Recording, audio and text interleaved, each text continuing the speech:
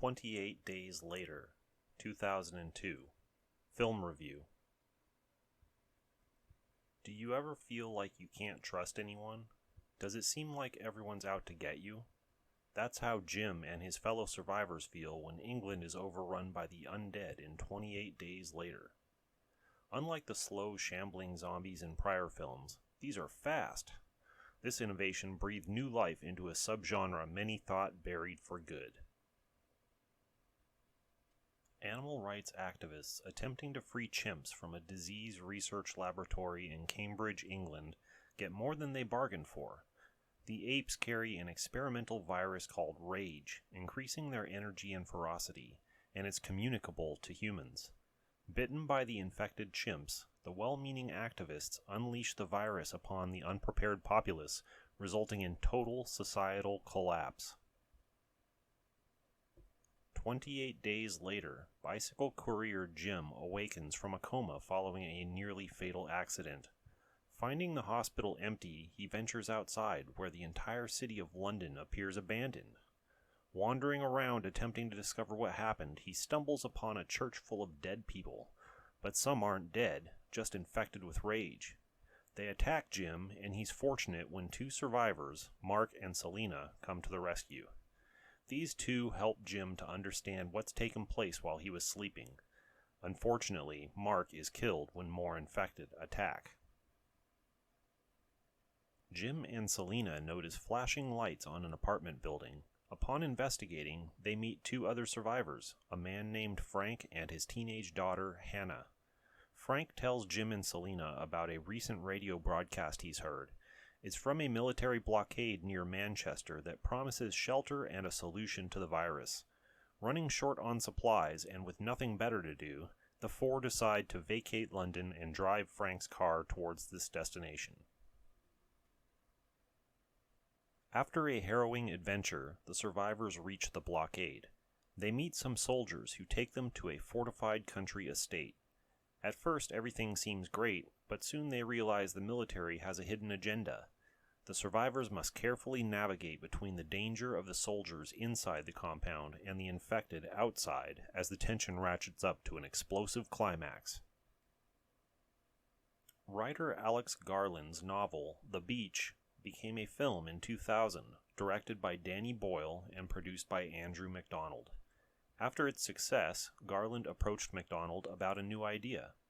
Playing the video game Resident Evil, 1996, had rekindled in Garland a childhood love of zombie films like George Romero's Night of the Living Dead, 1968, and Dawn of the Dead, 1978, and he realized that he hadn't seen any good ones for years. Garland felt that slow-moving zombies going after human brains had become a cliché. Instead, his zombies would move fast. The cause of the outbreak would be a virus. They spent a lot of time researching real-world epidemics, especially Ebola, which would strongly inspire Rage, and into actual cases of social unrest and anarchy, to see what would happen to the fabric of civilization in such an event. 28 Days Later was shot in several places around England and in Pinewood Studios, London, over 2001 to 2002. Extensive location shoots offer the film a sense of authenticity. An actual hospital allowed the camera crew in during off hours. In addition to the many London locations, Waverley Abbey, Surrey, Trafalgar Park near Salisbury, and Ennerdale, Cumbria feature in the film. 28 Days Later was one of the first mainstream movies to make extensive use of digital filming techniques. This was both a stylistic and practical choice. The unique look of digital video suits the post-apocalyptic theme. It's almost as if there's another survivor operating the camera. The digital cameras were also able to get up and running more efficiently than traditional film cameras would have. This was important for scenes requiring the city streets and motorways to be shut down. The team was afforded only a limited time for these shots. Director Danny Boyle had previously given his friend Ewan McGregor his first film role and helped make the Scot a star. McGregor expected he would appear in all Boyle's films, but a dispute broke out between the two surrounding the production of The Beach, and that role went to Leonardo DiCaprio instead. This would cause bad blood between Boyle and McGregor for several years before they were finally able to bury the hatchet. As a result, Boyle would look for a different lead actor for 28 Days Later. Casting director Gail Stevens recommended Irish actor Cillian Murphy. She felt he had a dreamy, slightly de-energized, floating quality that is fantastic for the film. This would be Murphy's first major film role. Other new faces appearing in this film were Naomie Harris as determined survivor Selena and Megan Burns as young Hannah.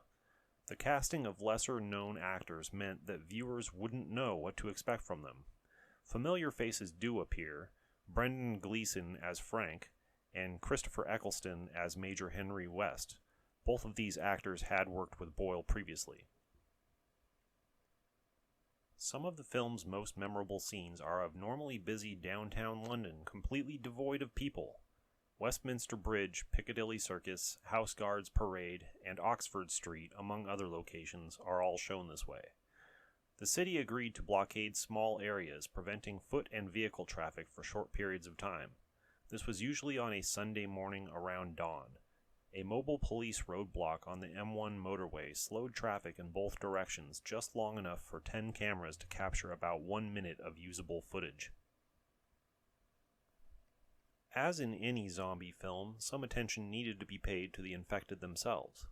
Deciding upon the Ebola virus as a starting point, the filmmakers looked to its symptoms for inspiration. Red eyes, vomiting, and hemorrhaging all appear. What sets Rage apart is the supernatural energy and aggression it imparts. The filmmakers cast athletes as infected to allow them to move with greater speed, strength, and agility. The cameras are sped up whenever the infected are shown, resulting in an intense, rapid-fire feel to the imagery. 28 Days Later features an original score by John Murphy, including the prominent use of crunchy guitars as well as more conventional instruments. Parts of Murphy's iconic score would help to pioneer the use of rock instrumentation in movie scores, featuring more prominently in horror and action films from the 2000s on. The film also features tracks from Brian Eno, Grandaddy, and Blue States. Canadian experimental rock band Godspeed You! Black Emperor has a song in the film, but it doesn't appear on the soundtrack album due to difficulty obtaining the rights. Releasing November 1st, 2002 in the UK and June 27th, 2003 in the USA, 28 Days Later became a financial and critical success. On a budget of about $8 million, it earned over $10 million during its UK opening alone, going on to earn over $82 million worldwide, one of the highest-grossing horror films of 2002. Critics praised Garland's screenplay, Boyle's direction, the performances of the actors, its distinct look and atmosphere, and impactful soundtrack. Horror novelist Stephen King was a big fan, even buying out an entire theater showing in New York City. Incidentally, the plot of the film has some similarities to King's novel The Stand. Although Danny Boyle doesn't consider it a zombie film, 28 Days Later is nevertheless responsible for resurrecting the genre which had lain dormant for some time. The introduction of fast zombies would make a huge impact, often imitated since. Today, many consider it one of the best horror films of the 2000s and one of the best zombie pictures of all time. An official sequel, 28 Weeks Later, 2007, brought back Boyle, Garland, and McDonald in producer roles and gave the director's chair to Spaniard Juan Carlos Fresnadillo. Fox Atomic Comics released a 2007 graphic novel called 28 Days Later, The Aftermath, and a 2009 comic series simply titled 28 Days Later, both of these taking place between the events of the first and second films. As of 2020, Boyle has expressed interest in making a 28 Months Later, and has reportedly been working with Garland on the idea. A resurgence in films featuring zombies, including Dawn of the Dead and Shaun of the Dead, both 2004, Planet Terror, 2007, Dead Snow, 2009, Zombieland, 2009, and The Crazies, 2010, all took inspiration from 28 Days Later, as did graphic novel and subsequent television series The Walking Dead, 2010 to present. Books such as World War Z, Warm Bodies, and Pride and Prejudice and Zombies also rode this wave, each spawning their own film adaptations, 2013, 2013, and 2016, respectively. From the very beginning, 28 Days Later feels different. There are no opening credits, and the main title is just a line of small informative text. The viewer is already uncomfortable because these standard movie tropes have been defied. Several references to classic scary films find their way into Garland's script. Invasion of the Triffids, 1963, inspired the scene with Jim waking up in the hospital. There are nods to George Romero's Dawn of the Dead, 1978, in the scene with infected in the grocery store, and when Jim has a run-in with an infected child at a gas station. Day of the Dead, 1985, inspired the fortified military encampment and infected captured for study. In the soldier-occupied mansion is a statue of Laocoon, a mythological Trojan priest who warned his people not to accept the gift horse from the Greeks. Like the myth, the seeming friendship of the military towards the survivors conceals a darker motive. Although shot prior to the September 11th terror attacks, a scene where Jim sees flyers about missing people was reminiscent of actual images from New York after the tragedy. The filmmakers took some heat for that. Scenes that required the shutdown of the city or motorway were also complete prior to 9/11. As the world adjusted following the attacks, filmmakers would no longer be granted the same access they previously had been, so it was good these scenes had already been completed. In this way, these sequences represent the end of an era before stricter security measures changed the structure of society and what was possible in filmmaking. 28 Days Later presents a believable possible future in which disease has caused the disintegration of society, and those who remain must do what's necessary to survive. The notion of a pandemic destroying civilization has only become more relevant since the film came out. The choice to film digitally makes it feel like the viewer is a part of the apocalypse, observing through a home video camera. The infected are different enough from earlier film zombies to present a new and unique threat. Their bloodshot eyes, lack of rational thought, hyper-aggression, blood vomiting, and especially their fast movement all add up to a pretty scary movie monster. Ultimately, the infected are only a device to help show us the true horror, what humans are capable of doing to one another during extreme circumstances.